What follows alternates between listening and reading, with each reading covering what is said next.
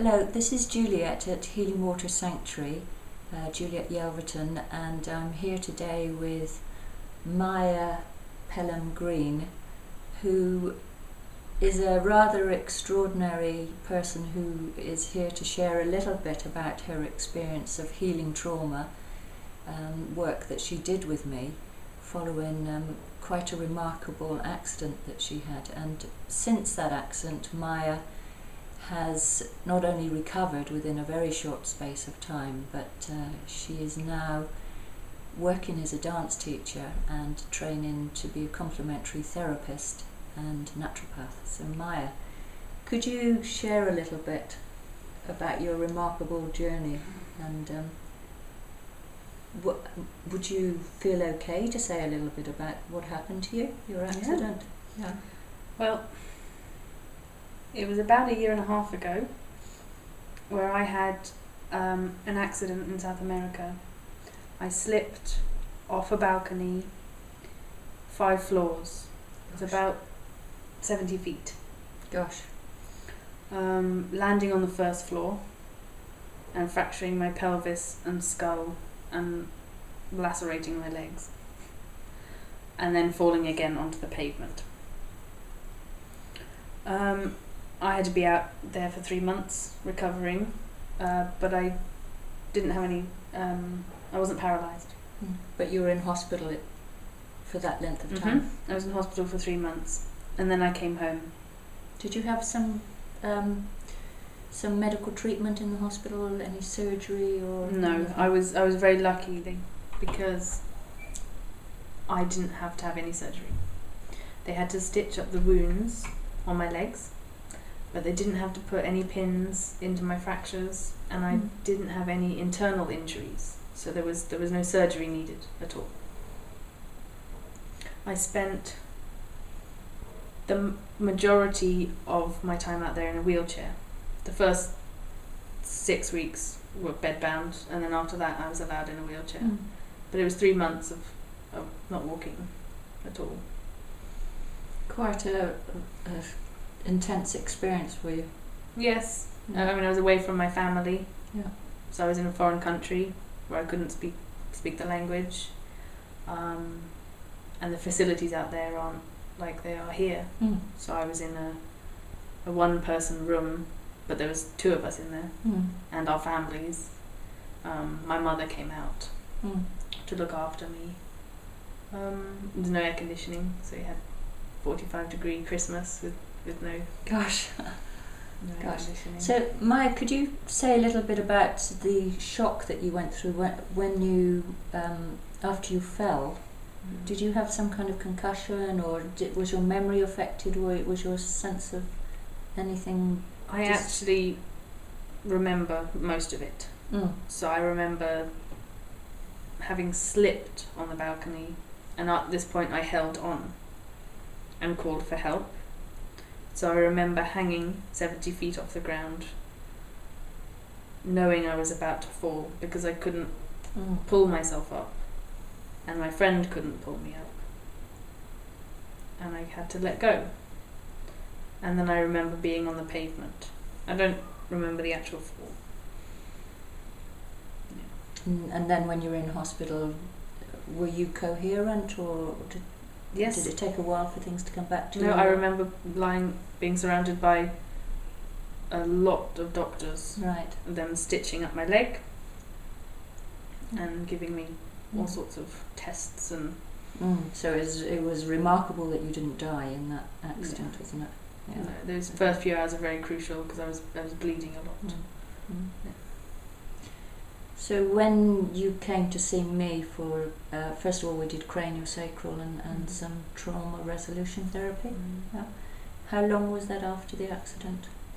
That must have been, the accident was at the end of November, and I came to see you in April or May.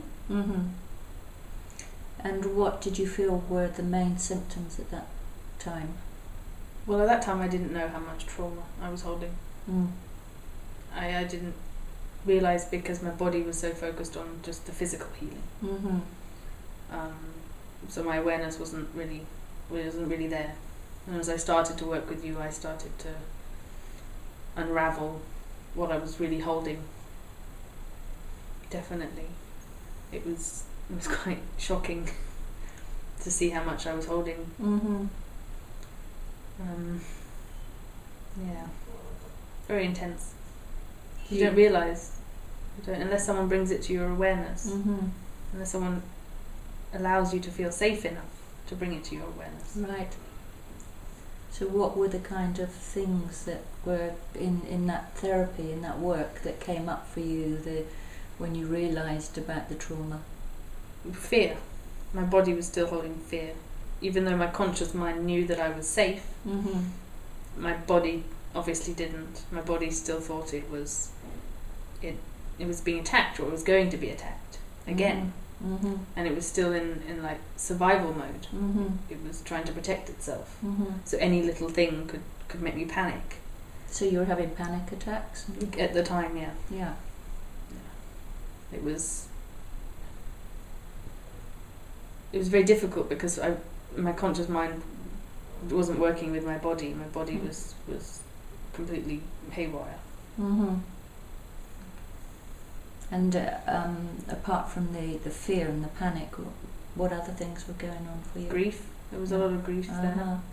It was mourning because it was such a life-changing event that I hadn't planned. I was sad. I was sad for what had happened to me, and I was sad for what I'd left behind. And I hadn't come to terms at all with what was going on. There was no acceptance. It was completely non-accepting. So everything seemed cut off. Okay. And what about how you felt about yourself? Was there any self-blame or judgment around? There was a lot of guilt. Yeah. A lot of guilt and a lot of blame. And I just didn't like me. I didn't like me at all. And very negative thinking. They're very quiet little thoughts. So it wasn't conscious. It was subconscious, I'm sure. They're very quiet little thoughts. Very, very limiting in my thoughts towards myself. I just put myself down. So how would you describe the overall experience of being traumatised? It's like freezing. It's like freezing everything that's positive, everything that flows. We have blood that flows in our veins, and it feels like trauma and shock stop that. It stops everything as a response. It's a protection response, I suppose. It feels like it's panic. When we panic, we stop moving, we stop. Yeah, everything clenches, everything freezes. It's incredibly limiting. So you felt like your life was really shut down after that experience? You shut down. It's out of protection. You've been hurt, you've been traumatized, and you want to shut down because it's safer in your mind than anything else. And it's not something that you think to do that. It's like automatic. It is. That your body is doing that all the time. So your capacity to live your life is affected? Greatly reduced, because everything involves risk in that mind. Everything's a risk, because your body still remembers the trauma and remembers what could have happened and what did happen. Everything you do has the potentiality to cause that same kind of pain or trauma, and you don't want to risk it. So it limits everything you do, even your expression, not just out in the world, what you want to do physically, but emotionally and verbally, and through everything you do. It just limits it. You want to be safe, so you try not to do anything. So rather than being the happy, open, loving person that you were, that suddenly you were more just cold, emotionally cold. Yeah, it's easier. You had to, all those negative emotions and all that pain is easier to deal with when you keep it cold. And then the judgment and the self-criticism on top of that, and a lot of emotional pain. Yeah. Very limiting. Yeah. Very restricting. Not very happy. So how did you find the therapy that you did with me help you? What it's about, for me, was reminding myself, and you reminding me, that I'm safe. That I'm safe and I'm okay exactly as I am. So even though these horrible things have happened, and even though there was so much trauma in it, I'm okay as I am. There's nothing I need to change to be okay and to be happy.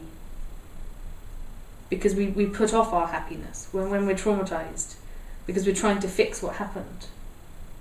We're trying to fix the trauma. So we put off being happy, we put off being okay, we put off being safe. Because we have to fix everything. But we can't change what has already happened.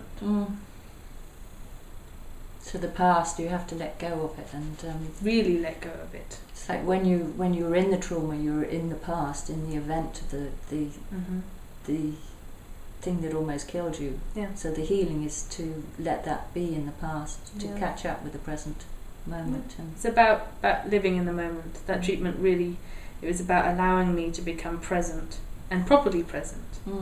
Because right here and now I'm happy and I'm comfortable and I'm okay. But when I'm still holding the trauma, I'm not. Even though I'm still in the same circumstance, physically, I'm not okay. I think I'm not okay, I think I'm not safe, I think I'm not happy. So the work that we did together allowed you to become more present, more flowing. Yeah. And it allowed me to feel safe enough to express what I had, the good and the bad. And once I'd expressed the bad and I acknowledged the fact that my body had been through this trauma, I felt much freer.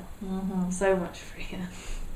And you were able to stop giving yourself such a hard time. Yes, very much so. Yeah. Just give myself a good time. I survived something a lot of people wouldn't. Yeah, so you really were able to turn it around and move it into an energy that supported your life rather than something that was crushing your life. Yes, what it helped me do is turn it into power, to nourish my life. So it became then powerful for you, the experience. And I'm happier now than I was before the accident. Wonderful. So do you have a sense that in the healing process that you've released so much? Yeah. More than just the accident, definitely. Because it doesn't end there. You know, everything we do can create the pain or the trauma. It doesn't have to be as dramatic as my accident.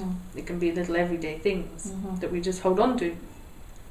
And so once you start that process, like I did with you, you start freeing up more kind of emotions, more space, more in yourself than you ever did before. Yeah, so we also unravelled events that had happened before the accident that were also traumatic, that were feeding into that accident actually happening, didn't they? Intensifying it. Yeah. So you've made some big changes since in the last few months. I mean, it's quite remarkable that it's how long since the accident? A year and a half. A year and a half, and now what are you doing? Well, I'm a month away from finishing my complementary therapies training. I've started teaching dance again. I'm going on to study naturopathy and hopefully acupuncture, and learning how to drive. Oh, amazing! That's amazing. So you're really doing loads of things. Yeah. Loads, absolutely. A lot more than I was before the accident. And you're teaching belly dancing as well. Yeah. For somebody with a damaged pelvis. That's amazing. Yeah, it's totally amazing. And I'm really thrilled as well that you have chosen to do the healing trauma training with me. Me too. So what was your impulse with that? Why did you choose to do that?